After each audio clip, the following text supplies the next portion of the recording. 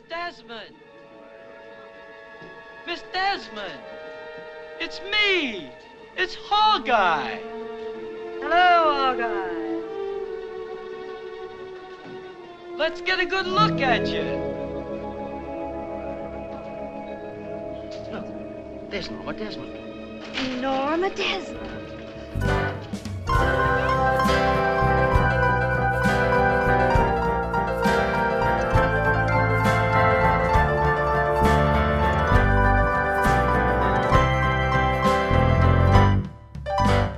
Let the movie speak. This is not a drill. This is not a fake out. We are back. Hello. Let the movie speak. Better listeners. than ever. What? I'm sorry. Did you want to speak on the podcast, Justin? No, not really. Go Okay. ahead. This is your rodeo now. I had a 7-minute monologue prepared, so if you could just Oh, okay. strap in. I'll just take a seat here and listen. Thank you. We are super excited to be back in the studio, as it were. Justin's giggling for reasons. But yeah, we're if you last tuned in and you were listening to a time travel series, well, this was all part of the plan. We were going to travel forward in time and skip a couple episodes of that series for reasons technical that aren't that interesting, and jump right into the 1950s and get back into the swing of things, talking about this decade. Justin, how are you? It's been a while. It has been a while, my friend. Thanks for asking. Doing good. Very excited to be back and to have the opportunity to do this again, and maybe for the 5 or 500 or anywhere in between people that actually have been kind enough to listen to this. I feel like we owe them a little bit of an explanation about just what the heck happened. Why were we gone? Where did the rest of the time travel promised fruit go? Yeah. And what brought us to this point? Well, I think we can start with the wormhole, right? I mean, a wormhole Right. opened up, and Yep. we You fell crawled through inside. first. Yeah, of course. I mean, Fell inside. Come on, you're like, that's a wormhole. I've Yeah. always wanted to. And Well, I'm like, no. I'm the brave one. So, Yeah. Well, I grabbed onto your Nike, Yep. kind of, but you were already slipping and sliding, and Yeah. one sweaty foot later, we were there. where were we though? That's the real question. We suddenly ended up in an alternative dimensionoid, and That's good. unfortunately, That's good. that was Multiverses are hot right now. Keep it going. That's good. Yeah. I'm trying to, just tap into the cultural milieu here. Nice. And unfortunately, in this dimension, we didn't find any superheroes. We just found some thieves that broke in and took all of our podcasting equipment. Yeah. And if all of this sounded like nonsense, it's because most of it was, except for that last part. Yeah, we've had a lot of stuff happen, like a move, and I've moved recording locations, and in betwixt all of the moving and delays, and some technical delays too. Literally all of our podcast equipment was absconded with. It was gone one day. But this is probably a perfect opportunity to put up our podcasting reward offered sign. Yes. If you see any of Let the Movie Speak marked podcasting equipment at your local pawn shop, Craigslist, Black Market, we're offering a $5.75 reward. That's what's in the account from the sponsored Anchor ads so far. Right. Yeah, that's what we've got to work with. We're willing to give 100% of the proceeds we have made from this show. Yeah. Because not just was the equipment stolen, but we had several episodes. 3 episodes. And so can, that was a bummer. Ready to go. And they were 3 episodes, one of which we're redoing at this very moment. So it's just it's been a long road, Justin. It has been a long and winding road back to the 50s. This. Yeah. The 50s. Oh, Whatever okay. this is, which is the Yeah. 50s. So, yeah, we may be a little less fresh coming into this specific movie, but we are excited to, we're thankful we at least we have equipment, we have space to do this now. Yes. So if you are kind enough to subscribe to this, rate us, or listen at all, thank you. Yes. Because that's why we're doing it. We don't enjoy really, I don't think either of us really enjoys hearing our self-talk. We're doing this for the greater good of mankind, is what I'm getting at. This is our service to humanity. Yeah. Just go back and listen to the Somewhere in Time episode. That's for the greater good of mankind. Oh gosh. No, we do it because we enjoy it, and because hopefully some good comes out of it. And so we're happy to be back in the saddle, putting on our podcast pants once again. And we're going to be into the 1950s, just like if you've listened in the past, we did all of the 30s. Not all of the 30s. We did a selection of films. Every single movie from the 30s. It took 7 years. Very long season. And then we did the 40s. We did a couple series in between. And we're gonna hit the 50s, and we got a good list of movies coming up. We've got a kind of an extended list, because once you get into like the 50s and beyond, Justin, like it's hard. It's hard to pick like 8 or 10, man.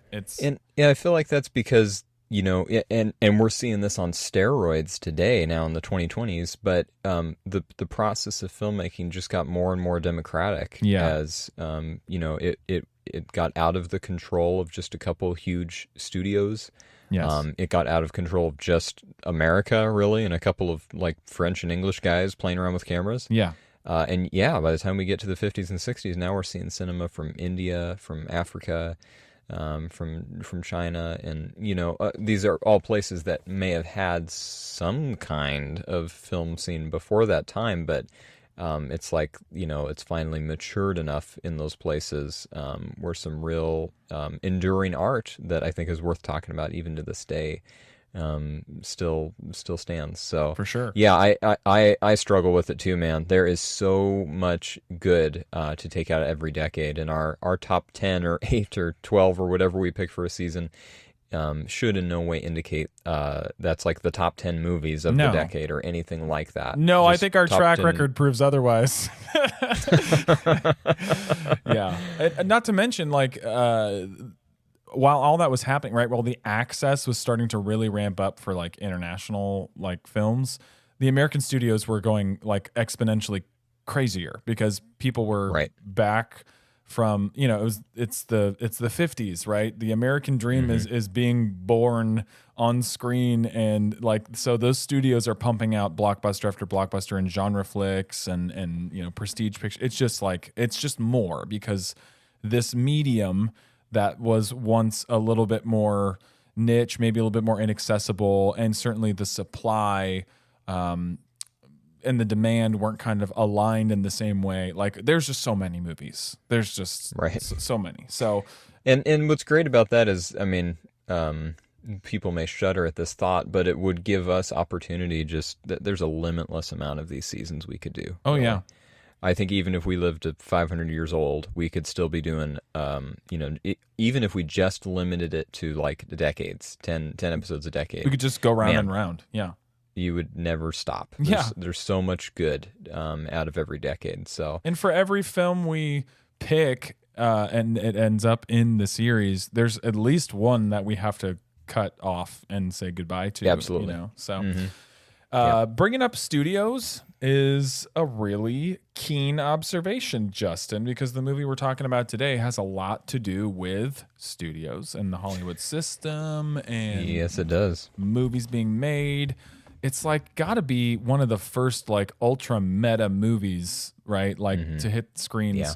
And it is 1950s Sunset Boulevard. We're going to get to that in a few minutes. But before we do, we're going to do, as we always do, and haven't done in a while, talk about what we watched this week.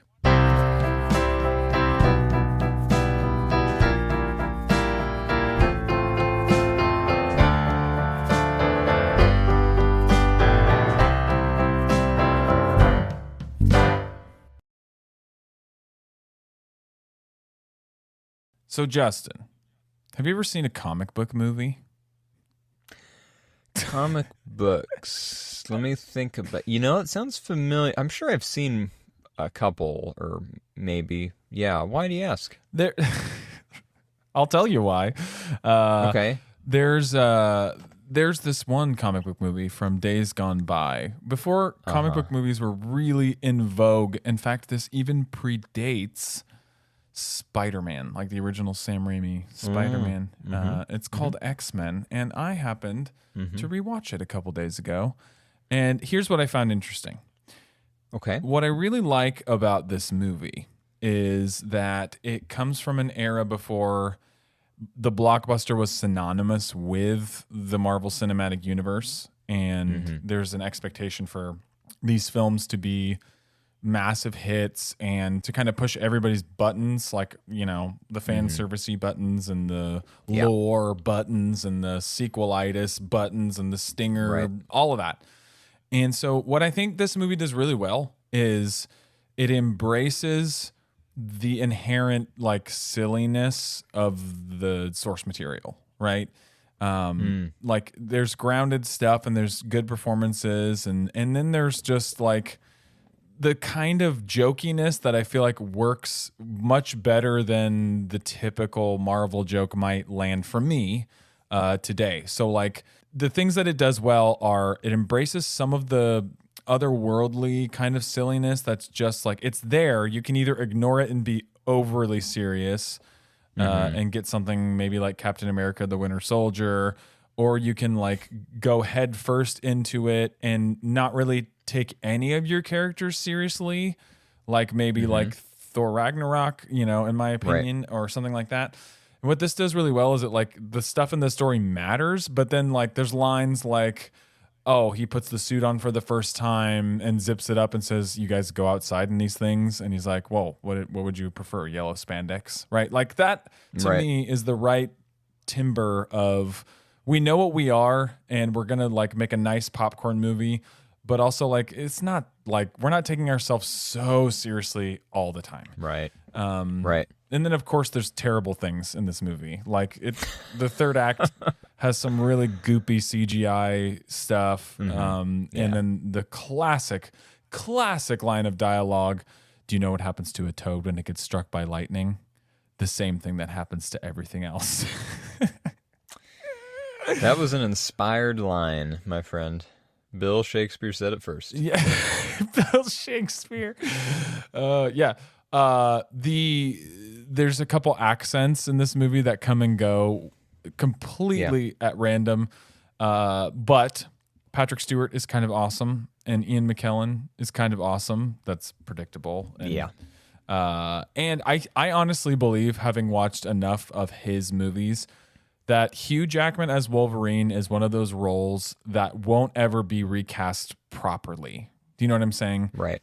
Like you can recast. It's a Harrison Ford thing. Yeah. It is a Harrison Ford thing. Like he just, not only was he in so many of them that it's hard to divorce that character from the actor, but he committed so hard to everything about the performance, the emotional beats, the physicality, everything about it is so well realized as an adaptation of a comic book character that like I know there's like rumblings of certain people who might take that over soon, and I'm just like I don't think that's gonna work. I cannot see it. So any thoughts on the original X-Men, Justin? Yeah, well, I remember watching it in the old theater, kind of on a sort of nostalgic note. It kind of makes me a little sad because in that third act you're talking about, there's a whole set piece on the Statue of Liberty. Yes. And this was filmed and released pre 9/11, so that was still like you could still go inside the Statue of Liberty. Right. At that time, so it's just kind of it's an interesting cultural touchstone in that sense. I think even in a small way, just to a time that doesn't exist anymore. Which is probably as serious of a commentary you can make for a movie like this. Sure. I do agree with you that it's it is goofy in kind of the best sense, and it was really successful when it came out. And I remember, I think even our friend Roger Ebert had some nice things to say about it. Yeah. And it was because it wasn't just like overly, I don't know of a kind. I'm sure there's a kinder word, so don't hold it against me, listeners. But it wasn't overly stupid. Yeah. But it also wasn't Chris Nolan's The Dark Knight serious. Sure. Which it shouldn't be. If one of your characters is called Toad and he hops around like a toad and his tongue comes out like a toad, which it does. Yes. And I do think it's interesting that you go ahead and look at Hugh Jackman. He's got a few shirtless scenes in this movie, as he does in all the other X-Men movies too, which is, hey, that's part of you're paying the ticket for that too, right? But go ahead and compare his physique, where he's still in shape. He's never like a lard bucket or something, right? Great. He's always looking like a dude that has worked out. Yeah. But go ahead, if you're interested, go ahead and compare like a still of Hugh Jackman without his shirt from X-Men 1. Yeah. And then go ahead and look at a still from the Wolverine or from Logan. Yeah. And then try to tell me that steroids don't happen in Hollywood. That's the other, I mean, it's probably better to laugh at that, honestly, because you could take that down a more serious path. But it is just, if we can take a second, it's just really absurd that I'm sure they sign like NDAs or something when they're signing their contracts, right? But I get a little tired of like, wow, Chris Hemsworth, you got really in shape for this movie. How'd you do it? Oh, just chicken and rice. It's like, no, chicken and rice and lifting dumbbells does not do that. I mean, it'll do a lot for you, but it does not grow your head size. Yeah, it won't put 6 veins on the bridge of your nose. So it's a little silly, because I think I agree with you, Travis, that superhero-itis, you called, sequelitis. I think there's also superhero-itis where it's just like, oh my gosh, that's all we can do now. And it does make money. I mean, that's why we're doing it, right? Because there's an audience for it. Yep. There's a market for it. But, I mean, if Hollywood has shown us anything, including kind of this movie today, Sunset Boulevard we're talking about, it's that you can't, there is a limit. You can bleed stuff dry, like we did with the Westerns. We started with that in the 30s, and then by the 60s, everyone went, stop, please. No more Westerns. And then, little known fact, that's actually what caused the inflation in the 70s. Yeah, that's what did nothing to do with... Yeah, it was Westerns. The gas shortage was specifically tied to horse trailers trying to get those horses out to the movie sets. That's where all the gas went. And here we are, Travis, in 2022. We've got inflation again. Guys, it's not Biden's "I did that" stickers. I'll tell you what. You put Kevin Feige's sticker on there. No, I did that. That's who really did it. They blew up too many helicarriers with gasoline. Do the math, people. Yes. Do the math. Are you blind? Alex Jones has more coming up on that later.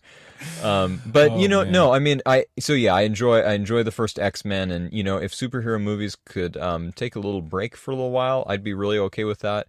Not to say that there's not good stuff occasionally in some of them still, and some super talented people involved. But I mean, you'd be hard pressed, in my opinion, to make a genuine argument that these things are anything less than formulaic popcorn ticket punchers. And you know what? That's okay to have popcorn movies and entertainment. Not everything needs to be like Wes Anderson or Goddard or Sure. Yeah, that's okay. But can we just admit that's what it is? And like, I just really like superhero movies because my childhood was holed up in my room with comic books. Hey, that's great. But like, I think our contention, maybe, Travis, is that it's got such a stranglehold on just like that's where all the money is going right now. Box office, yeah. That is the box office, right? Which just like by comparison, look at Top Gun Maverick just came out as of recording of this just a few weeks, almost a month ago, I guess. And that was, 86, right? When the first one came out, that was a blockbuster in the traditional sense. And now, the one today, I think it's done really well, and it has gotten really good reviews too. People seem to like it. I haven't seen it yet, so I can't comment on that. But it's kind of like a drop in the bucket, honestly. Oh yeah. In terms of like coverage and people talking about it, it's just like superheroes have. It's interesting that people do not seem that interested. On a general scale in just like, I'm about to call Top Gun original. Isn't that a little sad?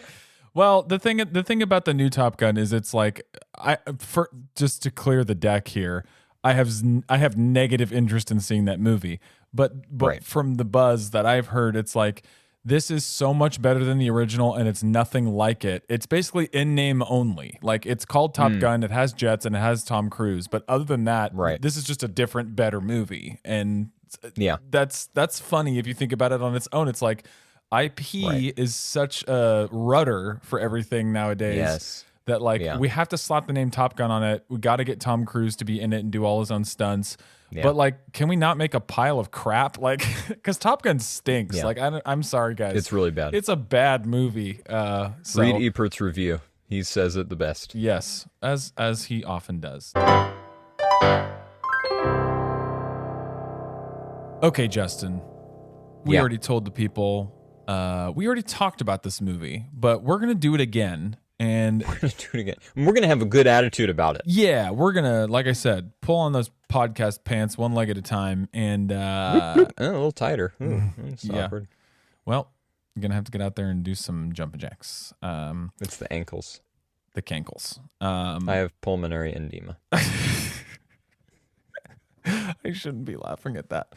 Okay, we're talking about Sunset Boulevard. This is let's just say at the top, this movie kind of rules. It's very, very good.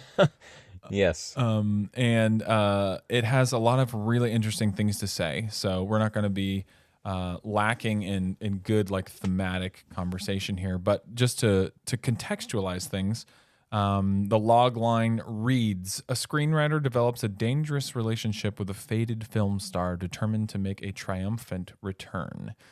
This is a film directed by Billy Wilder, written by Charles Brackett and Billy Wilder, as well as D.M. Marshman Jr.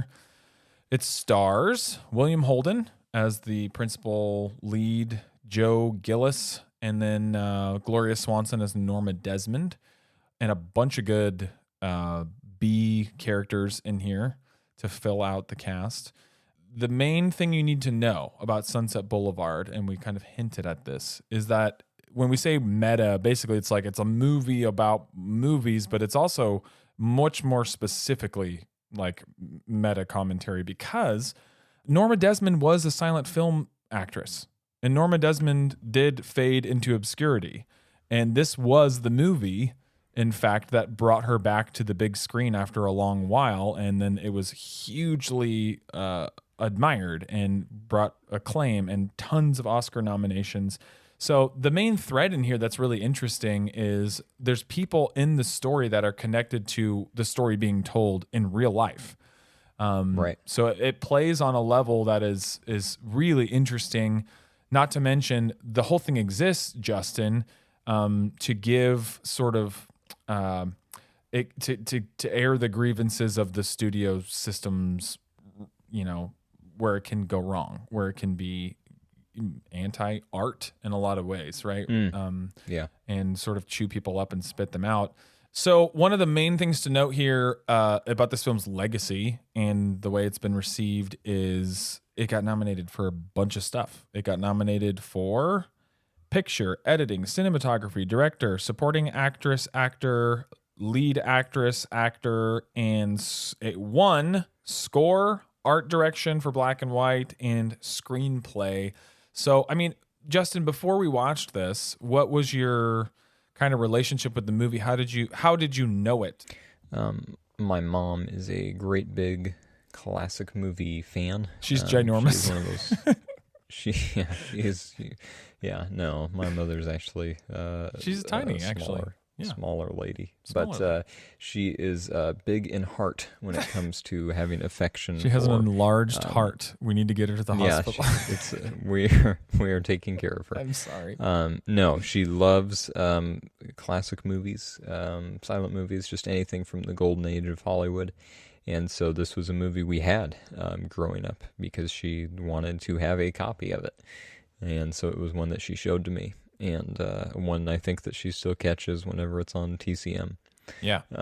And so, so I definitely was familiar with the movie and was really intrigued because there are some there are some scenes in here and some clips that you have probably seen on every, like when MGM used to do back in the archaic days of DVDs. Yeah. When they would do sort of like these mini, not even a trailer, just kind of like showcasing MGM highlights, you know, through the ages. And so there'd be a clip from this movie and that movie. And invariably, you'd always get, the last line in this movie. I'm ready for my close-up now, Mr. DeMille. Yeah. And so I think for a lot of people, maybe they're familiar with it just on those terms, even if they don't know like what movie that is. Yeah. They're familiar with it because clips, I think that's probably the largest one, or the one that's most used.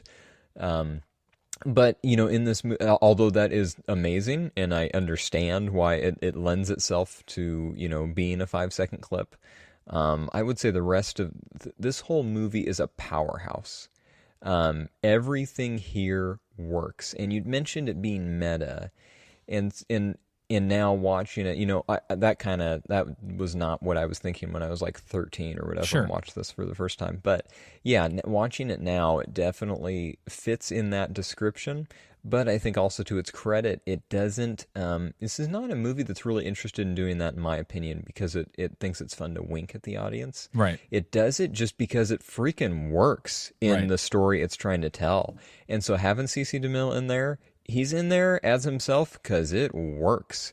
And this whole commentary about a silent movie star faded from glory and trying to make a comeback by casting a silent movie star that had faded from glory, right, and wants to make it. It's just like, wow, there are layers upon layers of this onion of a movie, and they all have such a strong root in reality that it is really. I think, Travis, tell me your thoughts on this. Yeah.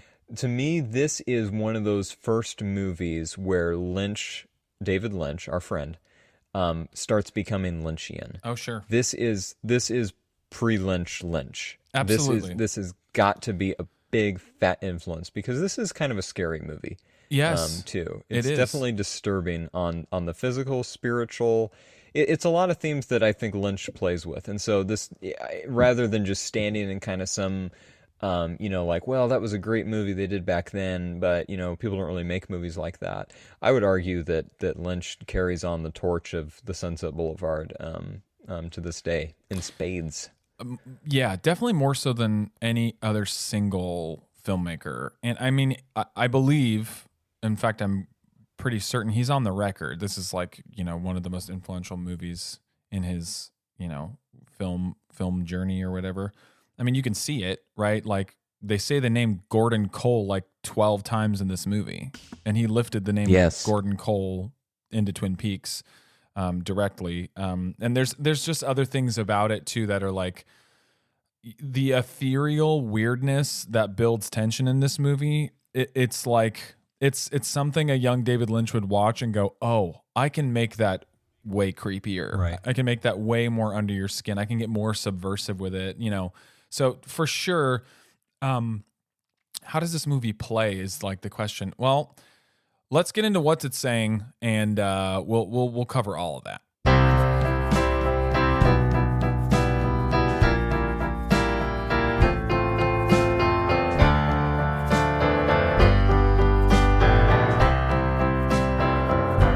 So the story, I think, Justin, if you will oblige me this idea, if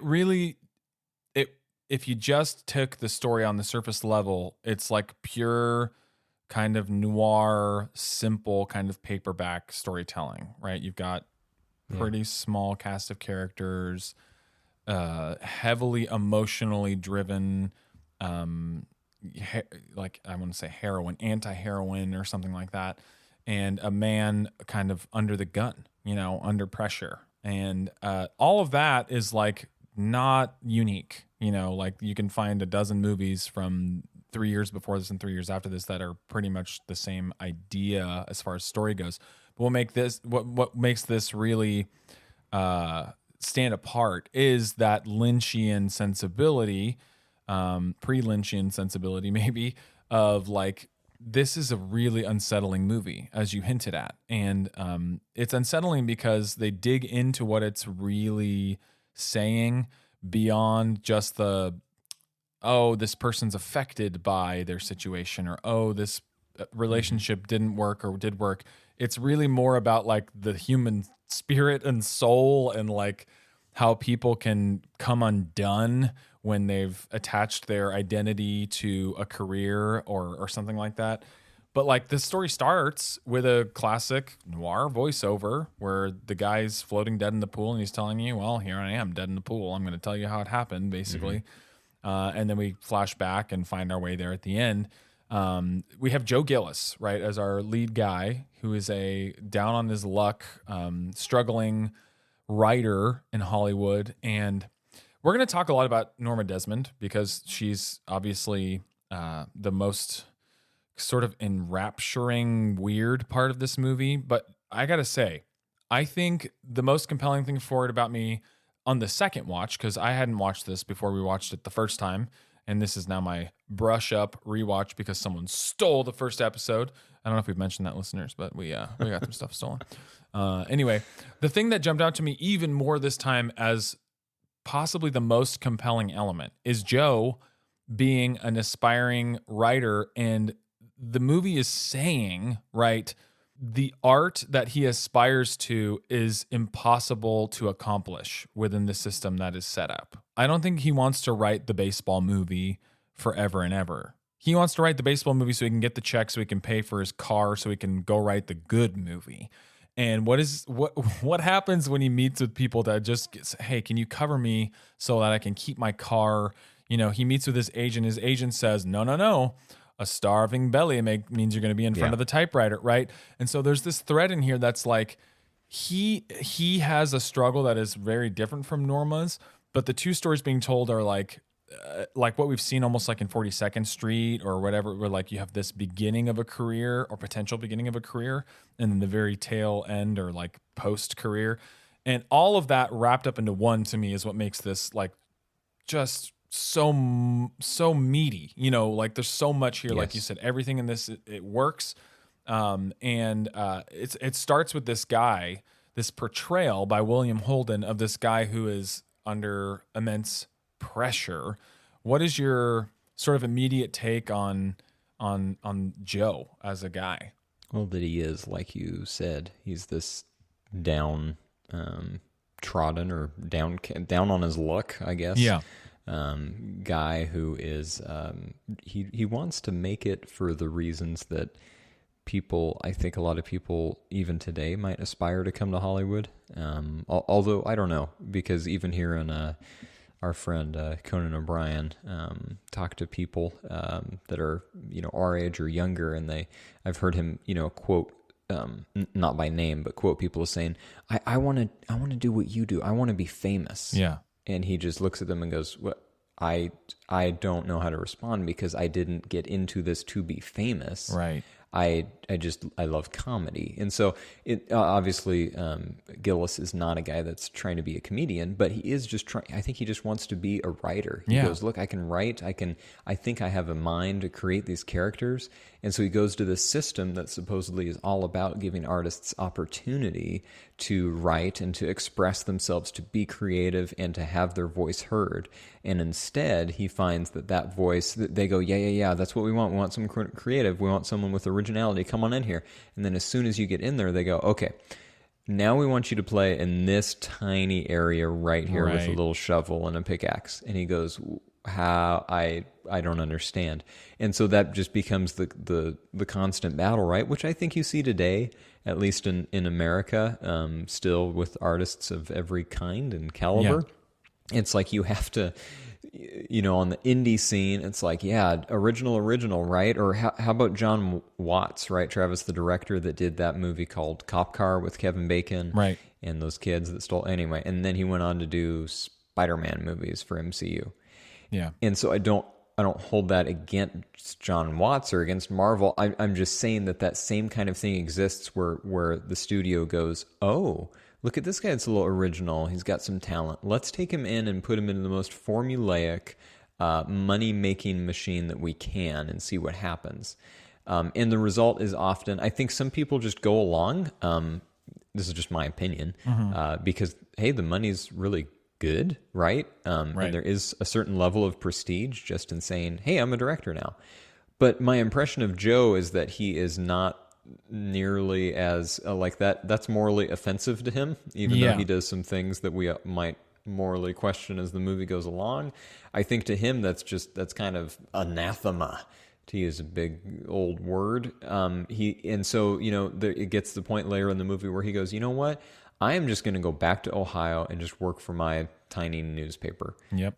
Because at least that's honest. At least I'm writing, and there's no glory, there's no prestige, but it's just me doing what I can do. And instead, this is all about what other people can get out of me. Right. And that's not why I didn't come here to be devoured. I came to give of myself. But if you're going to take it without me really giving permission, then I am out of here. So I think he comes across, even though he does have kind of a weird arc, weird in the sense of like he's not a guy it's very clear, like, okay, he's starting here at ground zero, he's going to roll that rock to the top of the hill and get over the other side.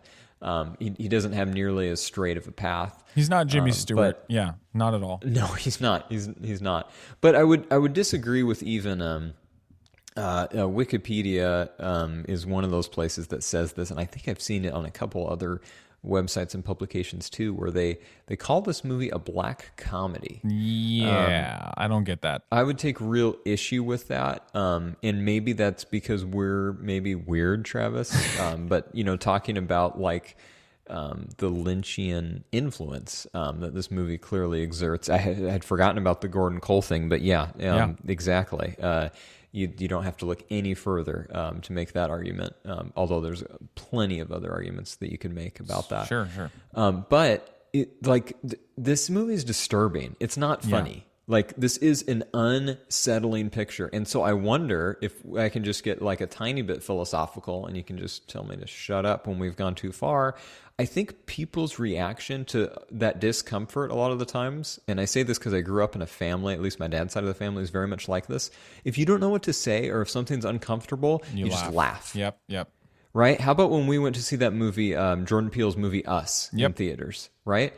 There is nothing funny about the like doppelgangers of people moaning in their weird language. It's disturbing. But I recall distinctly sitting in the theater with you, and other people around us are cackling like we were watching an episode of South Park or something. Yeah. And so I think labeling this as a black comedy, I think labeling movies in general can be kind of silly, because they're generally a lot more complex than like, yeah, this is a drama, like what does that mean? But even as specific as a title like black comedy is supposed to give us, I think in this case that is way off the mark. And this is not, is not that. I didn't laugh one time because there's nothing funny in this movie. There's some warm, sort of delightful moments when you get away from Norma, but yeah, I don't understand that classification either. Agreed on all points. I think the character's sort of instantly compelling as it's baked in, right? He starts out dead, he's under pressure, and so he needs to do something to better his situation. So what happens? He finds himself in the garage of this mansion, which is very decrepit, and this is something you're going to see like if you watch this movie with sort of a keen eye, that like the imagery in it is of a lot of like grand things that are sort of decaying. You can see that in the grounds of the property that Norma lives in. Norma herself, right, is like a grand thing that is now decaying before our eyes. We see the rats in the swimming pool. We see this sort of exorbitant pet in the monkey that is now dead under a blanket. So there's this idea of, one age of filmmaking dying off, and how it's sort of rotting in front of our eyes, and there's something to be mourned there.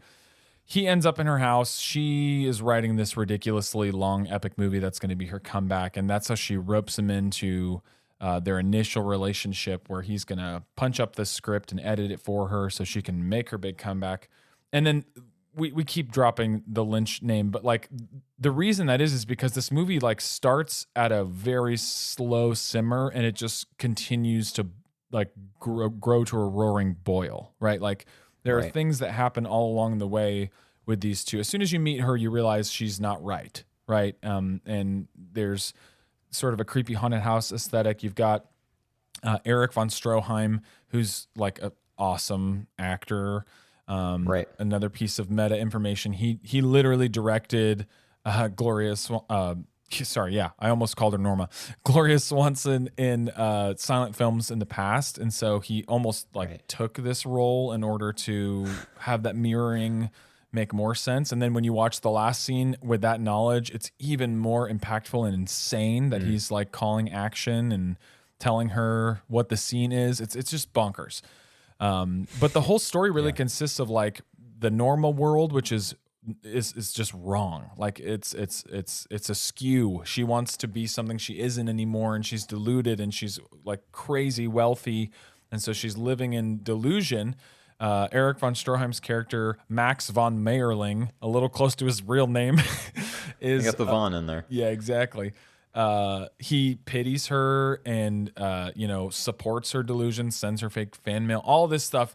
Just like you have normal world over here, and then you've got the real world where you don't see it a lot. And so you spend a lot of time where he gets sort of more under the clutches of her. He starts being dependent on her financially. He's sort of reluctantly enjoying everything that comes with the wealth and the it's not really status because she's in her own bubble, but it's really like he's living in a crappy apartment. He's about to lose his car, and it's like, oh, you want to come stay in my mansion and I'll finance your life?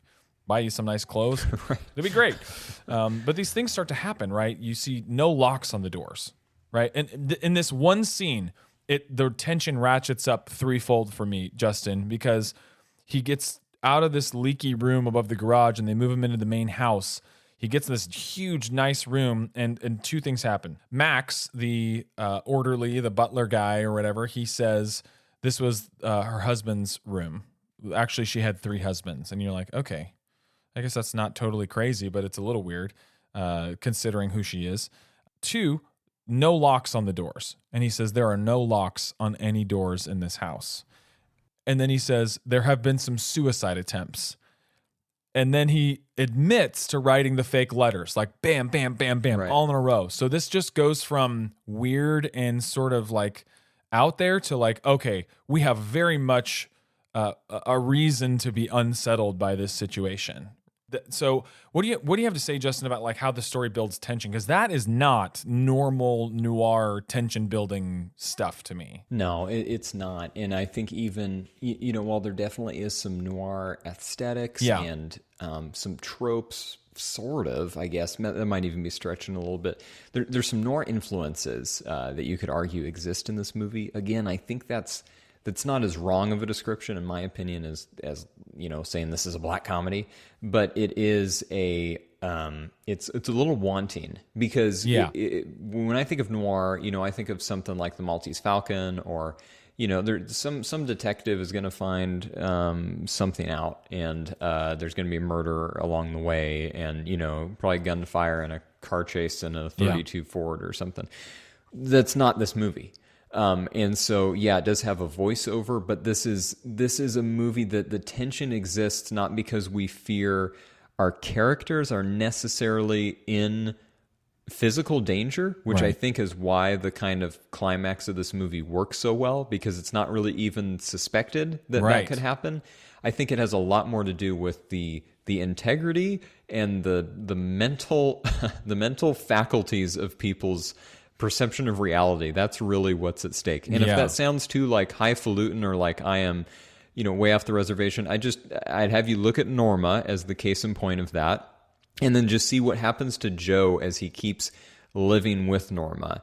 He has this opportunity to really go with Nancy Olsen's character, with Betty Schaefer. Yes. And he just goes, no, I can't do it. And in one sense, we could go, okay, that's admirable. Good for you for, not jumping in on your best friend's girl, as they'd say then.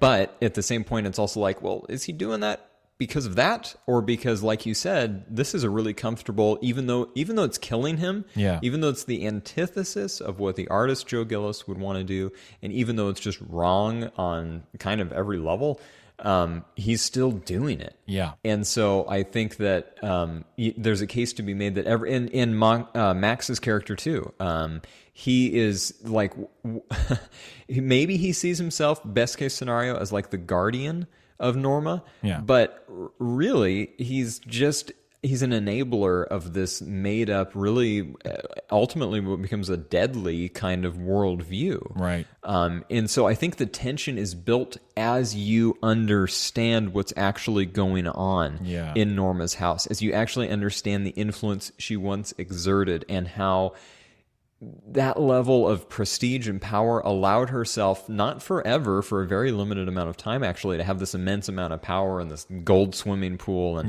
this amazing old car. But even though that's been gone for 15 years or whatever, such is the wealth and the materialism she accumulated that she won't just roll over one day. Right. It's this kind of sickness that has taken hold. And I think the tension too, Travis, is this. You keep peeling back the onion. I'm going to use onion again, of like tasty. The sickness. Yeah, it's a raw onion, so careful. This sickness of what it is to be obsessed with fame. Yeah, sure. And with fortune. And, it can be great. And I think people aspire to be creative even in Hollywood today, as they did back then and when Hollywood was just born, because that's a natural thing. If you're a creative person, you want to go express yourself. You want to, it may have very little, if nothing, to do with like, I want to be a millionaire. You could just say, I have a story to tell and I want to go tell that story. Will you people help me do that? But as you get involved in the system, you realize so much of this is not about that. It can just be about chasing your own vanity. Sure. And so I think the tension that I'm feeling when I watch this movie is feeling like here I want Joe just to succeed as a writer, but he keeps he's getting sucked down into this world that is everything but about that. It's about all the wrong things. And so the tension is, is he going to make it out? Yeah. Spoiler alert, he does not. Well, yeah, and the movie tells us that from moment one. So what's funny about that, though, is I kind of forget it. Like, you know what I mean? Like, you're watching it and he's clearly dead, and it's like, there's no question. But, like, it is nicely spun that doesn't linger in your mind throughout the whole movie because the rest of it's so kind of captivating. The thing you said a phrase that you said caught my ear. Like, once you realize what's happening in Norma's house. Let's just name a few of the things that happen with Norma, and then I want to make a quick point about her, which is we see crazy stuff, right? We see her just being commanding and controlling of him right off the bat as a stranger, which is really weird. We don't have to go into great length about it, but there's this party sequence where she throws a New Year's Eve party for no one. It's just him and her and this string quartet and Max. And that's when I think the voiceover even says, that's when I really realized what she really wanted, which was like, she wanted her to be his man. Like, that's what she wanted, and there's the really great sequence that you alluded to with Cecil B. DeMille playing himself on the set of a real life movie, just for the record, Samson and Delilah, that he was actually making when they shot this movie. All of that's nuts. Also, he did direct Gloria Swanson back in the day. So all of this checks out on the like reality front in a lot of ways. She has the spotlight moment, right, where she goes into the studio and she meets this old grip who is up in the catwalk, and it's like, oh, Norma, it's me. It's Hawkeye. Oh, hello, Hawkeye. Yeah. And then he turns the spotlight on her and people flock towards her, and it's very like dreamy and weird. Like, all of this stuff happens. She cuts her wrists, and then I want to make all this like, I honestly don't want to spoil all these moments for you because I think you need to go watch this movie. But all of that is wrapped up into this really crazy, creepy, physically interesting portrayal. A former silent film actress who is playing a former silent film actress who has lost her mind, essentially, and again, like, is so hungry for that fame. And yet, Justin, she's not just a monster. You know what I mean? She's not like the slasher villain.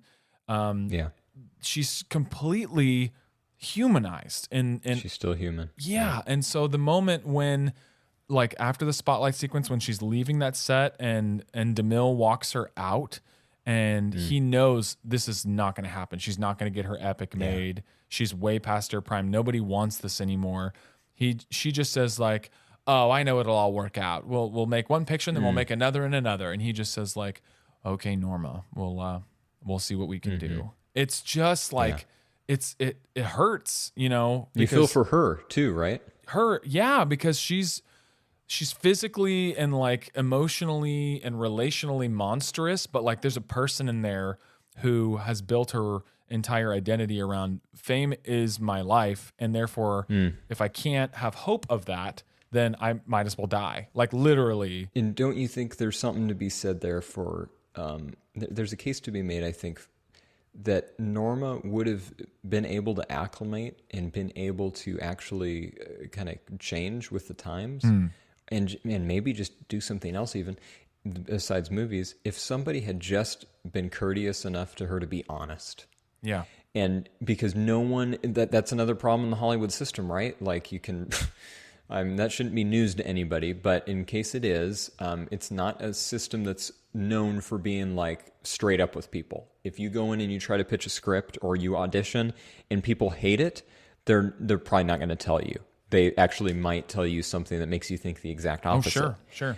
And so so instead of just having all these yes men or these people, even though and clearly by the time we get to that scene you're talking about with Cece DeMille, it's too late, right? Yep. Like it's not even going to register if you try to be honest with her at that point. But how about 15 years before that?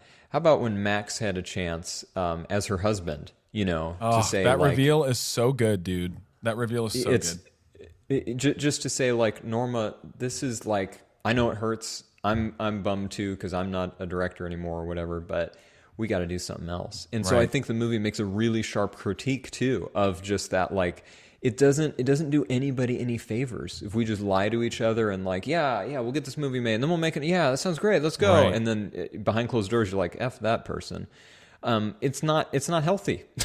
Yeah. And even though this is a completely fictional movie, it's not a fictional system. And some of these people are not fictional either. And so I take that to be one of the most powerful lessons, although I don't think this movie is necessarily trying to teach us lessons. I think it does in spite of itself. Yeah, it's speaking a lot of different truths at once, and they all land, in my opinion.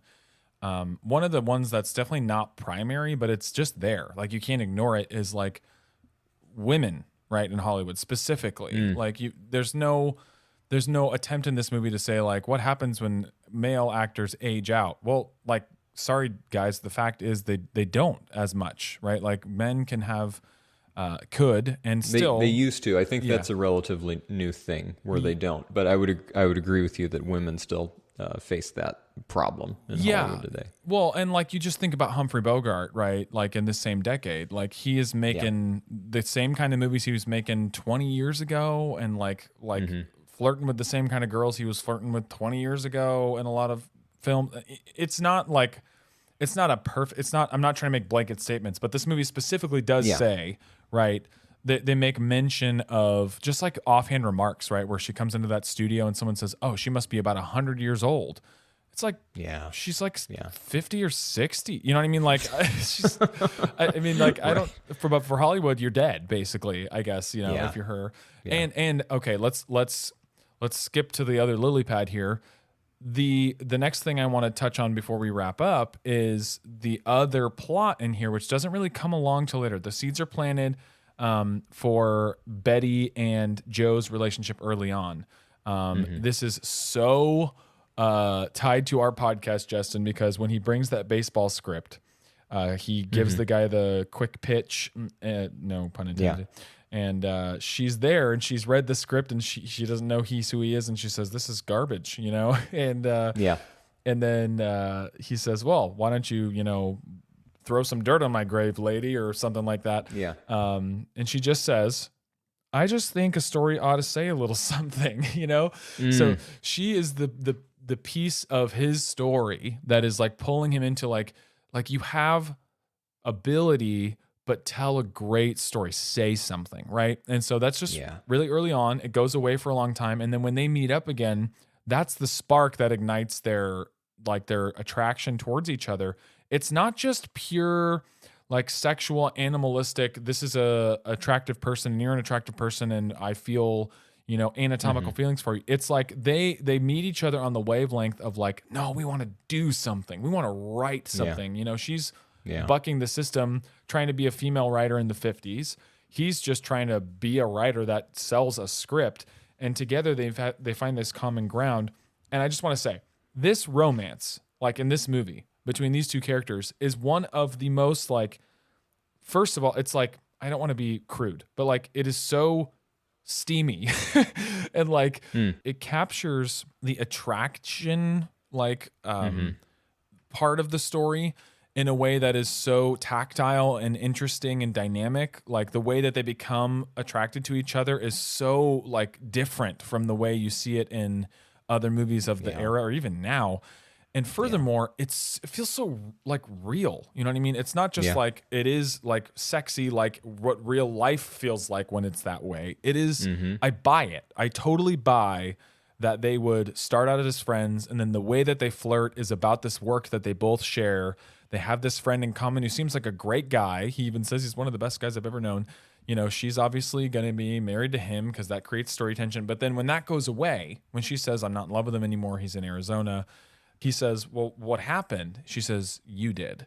I don't know, man. Like in 9 out of 10 movies, that lands like a freaking wet towel. And I'm like, oh, get out of here. In this movie, I'm like, yes. Like, I don't know. I think that's because this movie is real all over. Yeah. None of this is fake in some really kind of unnerving ways, as we've pointed out. I think it can't help but land effectually, because that seems to be if the writing team behind this and Mr. Wilder had any intent in telling this story, I have very little doubt that the chief intent behind this was, we are going to tell the truth. Right. And I think that is to their credit, and oddly enough, why it endures. Yeah. And then the last couple things that happened, you already touched on one of them, but that scene between Nancy Olson and William Holden in the mansion is, I think, just like amazing. Like it's because you said it's not so simple. It is not so simple that he is doing it purely out of virtuous motivations, right? He's not just saying, you don't want to be attached to me because of what I've done here.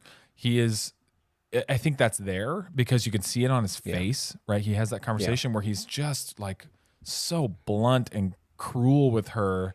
And she says like, I can't even look at you, like it's so, it hits so hard. But then what does he do? He goes upstairs and he starts packing his suitcase. He's out of there. He's like, this was the last straw for me. Like this broke me morally. I need to just go to, was it Ohio or wherever he's going? Yeah. And so I think that whole exchange is so, it's complicated, and that's what makes it good. If it was simple and he just chose to be a bad dude, that would kind of ruin the movie. Right. No, absolutely. Yeah. Yep. And then obviously we have the last sequence.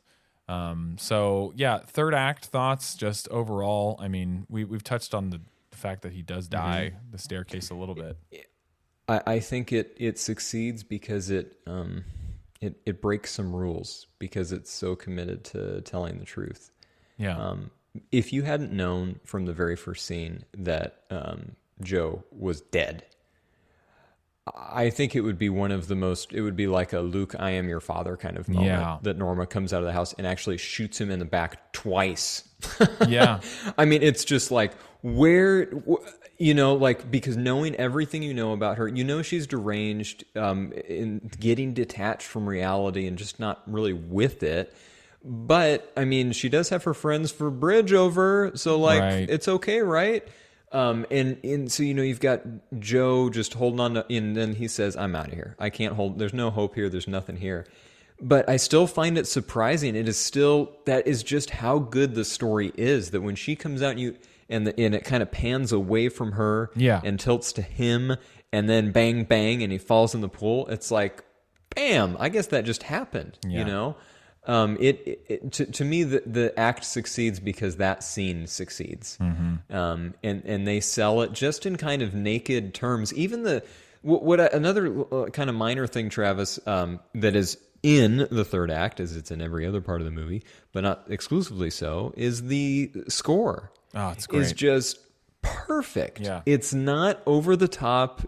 Noir movies, as a genre, I think, if we can put them in a genre, are really notorious from that era of just like the score. It may be sort of original, but it is loud and bombastic, and sometimes it drowns out the actors and the scenery and everything, and all you're hearing is horns. Overscored. And it's just a little too much. Yeah, Franz Waxman did this score, and he has like several Oscar nominations. He did like The Bride of Frankenstein. He did Hitchcock's Rebecca, Dr. Jekyll and Mr. Hyde. So he's like a heavy hitter for this era. And yeah, that I agree. Like if this score wasn't big, it would be really weird. Like this movie is not The Third Man. It could not have what was that thing that they use in The Third Man?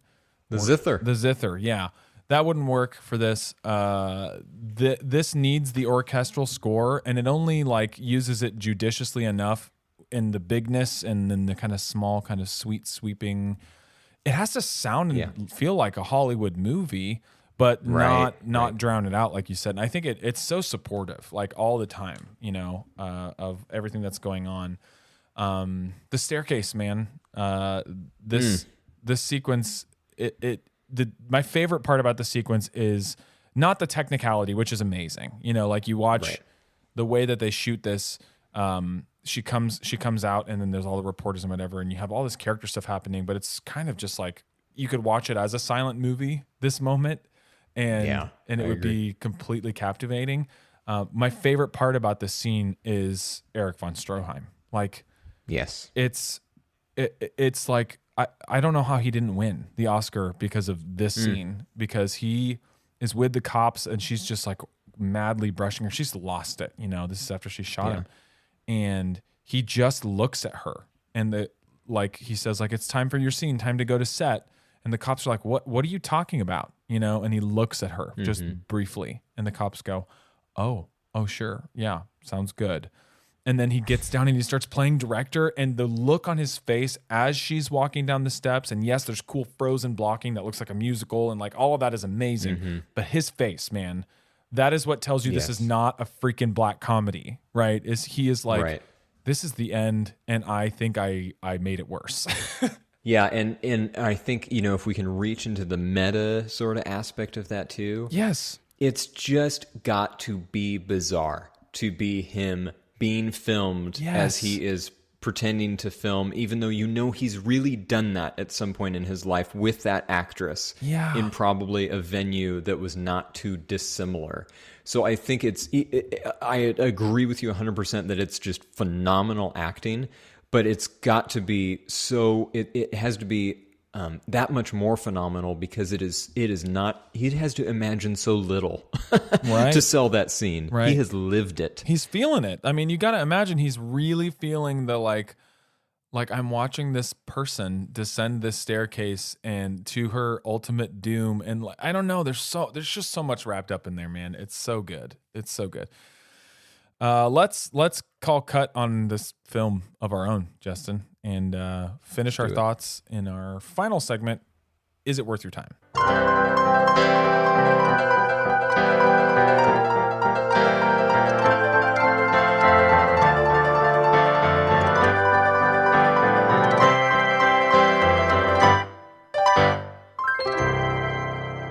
Justin, start us off. Is it worth the people's time? If they don't think it is at this point, I don't know what we can do to convince them. But here's a little twist, a little Shyamalan thing coming your way. It sucks. Yeah, not enough lasers. One too many lacking helicarriers.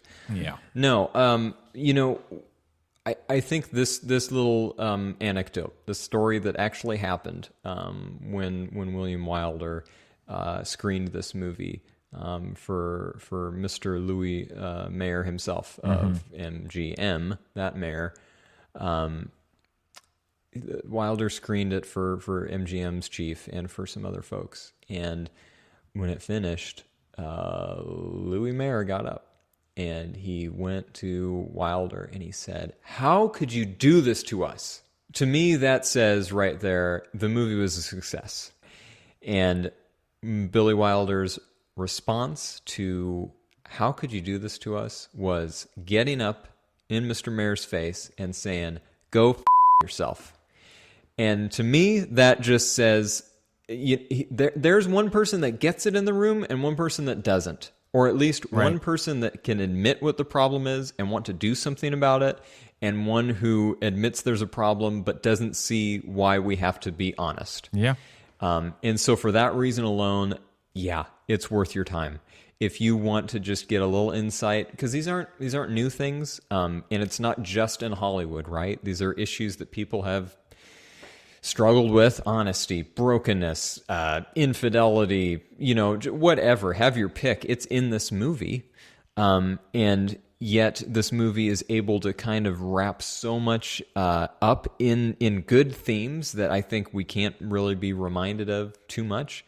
And yet it also does it in a super cool, unique, meta, as we've used that word to death in this episode, way, where you just get to, the more that you know, this is one of those movies, I think, where the more that you understand, actually, some background and some biographical data about the people involved in it, the more you will enjoy and appreciate this movie. So yes, it gets a recommendation from me. It's worth your time and time again. How about you, my friend? The thing that strikes me most is that if you took away everything attached to reality, it still works. Like it, you know what I mean? If all of those actual real life people who are analogs for themselves in the movie weren't, it still works. And when you just like factor those things in, this is a miracle movie. Like the fact that this was made and that it got released and this cut of it is available for us to watch as such a scathing indictment of what is wrong with, Hollywood and an American view on fame and what people are worth. Like, it's just remarkable, this movie. And the performances are all around killer. The storytelling, I don't know, there's something here for everybody, I feel like. If you want a love story, it's there. It's a tragic love story, but it's there. If you want something creepy and subversive, it's there. If you want something that feels like noir, William Holden's characters, kind of mono-emotional at times, and that's kind of okay because it's stylistically correct. I really think that you can't go wrong watching this whenever you feel like it, because just having watched it a couple times, like I can tell every time I watch it, there's going to be something new there. It certainly rings true today as it did then, maybe even more so, just with hindsight. Yeah, this is the kind of movie that people who love movies ought to be watching. It's so good. It's satisfying on a twisty, turny suspense level, but when you just like let those themes sink in, man, like it'll get you thinking and feeling things that your average movie that may have made a lot more money at the box office, it may not. So worth your time. Watch it. It's great. All right, Justin. Well, the thieves didn't win this time. We won twice. Well, we can say that once this is published. Until then, they may break in again. You never know. Well, the good news is this was live, so every mistake we made is in the ether. Just kidding. Next week, we're going to record another non-live episode. It's on a film with our friend Jimmy Stewart. Oh, is Jimmy coming back to the studio? I'm coming back. It's Harvey. Oh, he sounds a little older. Oh, Harvey. Yay. There's a big rabbit. Jimmy Stewart, please join us. See you next week. It'll be great. Bye. Bye. Let the movie speak. Wait a minute, haven't I seen you before? I know your face. Get out, or shall I call my servant? You're Norma Desmond. Used to be in silent pictures, used to be big. I am big. It's the pictures that got small. I knew there was something wrong. They're dead. They're finished. There was a time in this business when they had the eyes of the whole wide world. Hey, since you're still here and still listening, thank you, by the way, we'd like to ask an additional favor of you. We have social media. It's a thing on the internet, and all you need to do is find us on Instagram or Twitter or Facebook and like and subscribe. I know this is annoying, but we have to ask you because we want more people to hear the show. In addition to that, if you could rate and review us on Apple Podcasts, Spotify, or wherever you listen, we would greatly appreciate it. See you next week. Bye.